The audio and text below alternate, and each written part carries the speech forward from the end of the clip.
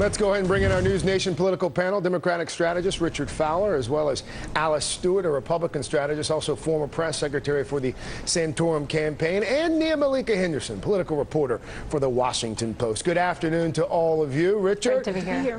Richard, I want to start with you. Did the vice president deliver today in Houston? The vice president delivered, Craig. I got to tell you, the truth of the matter is the vice president went there and told the NAACP the truth. We know that Mitch McConnell and Republicans want to make President Obama one-term president. They're willing to do everything possible to make that happen. They're willing to stall bills, stall job-creating measures, do everything to make the president fail, and the vice president pointed that out today. You know, there was some speculation around these parts that perhaps the White House deliberately decided not to send the president, but to send Joe Biden instead because, you know, Joe Biden really got the crowd pretty riled up there. He did. That is exactly what he did, Craig. And I think there was a big argument of why the president didn't go. But I think the NAACP and African Americans understand that the president really needs to focus on, you know, the country as a collective. And Joe Biden was a great surrogate. He went down there and he delivered, as only Joe Biden can. And he talked about the message, which is very different from the Mitt Romney message of yesterday, which was 8 more years of George W. Bush policies. Alice, whatever your politics, Alice, regardless of your political leanings, why have we never seen Mitt Romney give a speech remotely close to the level of rousingness, and that is a word I just created here on the fly? Why have we never seen anything like that from him? Is he not capable of it? Is it just not his style? Well, rousingness works for the speech that was given today by the vice president. He did an excellent job. Of course, he was very well received. It was like a family reunion. But what was interesting to note was what he didn't talk about. He didn't talk about the 14.4% unemployment in the African American community. He didn't talk about the 23 million Americans out of work. He didn't talk about the rising debt and deficit in this country. And what we did have with Governor Romney is that he spoke to them. Of course, it was going to be a tough crowd, but he was darned if he did and darned if he didn't go.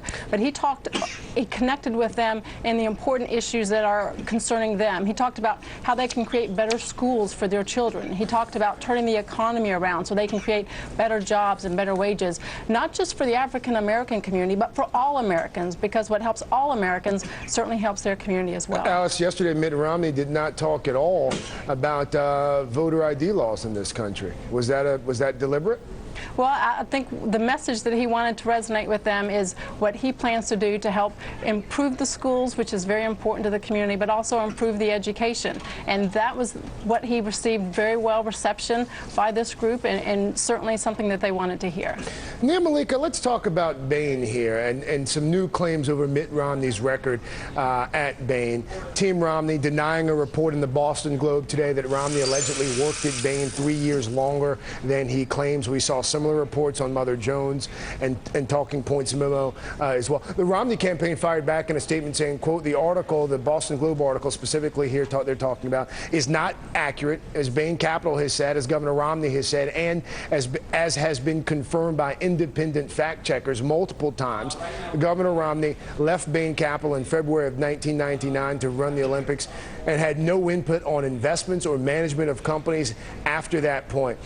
We know that Romney has used the 1999 departure date, Malika, to shield himself from claims that he was at the helm when that company allegedly drove companies into bankruptcy, laid off workers, outsourced jobs as well.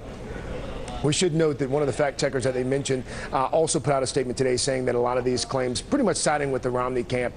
But Malika, even if he wasn't at Bain at the time of the outsourcing, how much does all of this continued talk hurt his campaign?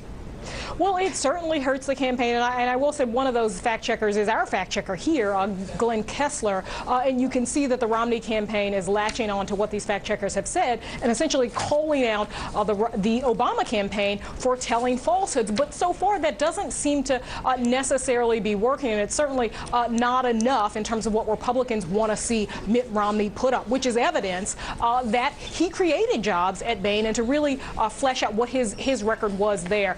But we can tell, I think, from this reaction that the Romney campaign is taking on some water around Boehner. And you've seen this narrative, particularly out of these super PACs, Democratic super PACs, really trying to paint him as out of touch. They're talking about his failure to release tax returns, some of the disclosures around these SEC filings that show he was on some of the company's documents after 1999. So it is certainly a problem. If you remember back when John Kerry was running, these Swift boat ads started to run in August of 2004, right before the election. This is beginning much earlier than that, and Democrats feel like they want to define Mitt Romney as often and as early as they can, so that he's, they almost kneecap him going into the general election as the American people are just getting to know him. Alice, lackluster job report, stubbornly high unemployment, all everyone seems to continue to talk about is this narrative. At what point does Mitt Romney, Team Romney, start to define himself, start to define the candidate? Well, he's been doing that. And let me just make a quick point with all due respect to Nia. These attack ads and these attack claims by the Obama administration, as she said herself, her own news outlet fact-checked a lot of these allegations. They're proven to be untrue. They're false and misleading, and they're simply not true. Fact-checked operation after fact-checked operation has found these to be false and misleading. And here's the question the American people should ask. If the president and his campaign are going to continue to put out false and misleading information, how can we trust them to run this country?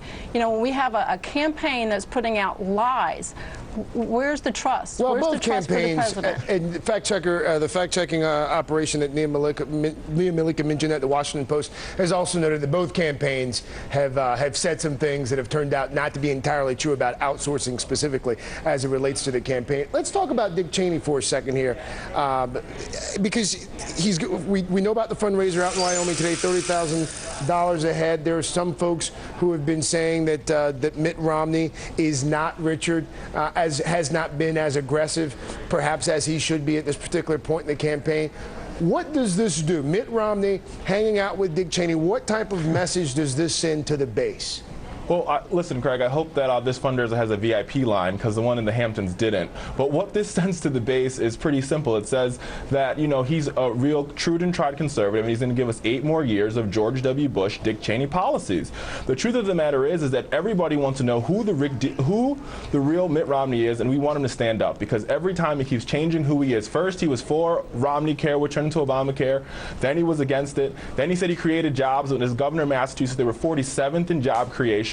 So nobody really knows who the real Mitt Romney is, and he has to define himself. He can't depend on his staff. He can't depend on pundits. He can't depend on articles to define himself. He has to define himself, and the American people are waiting for that definition. And him going to Wyoming at a $30,000 fundraiser is that definition. He's rich. He's part of the country club society of America, the 1%, and that's part of the problem. And Americans just don't like it.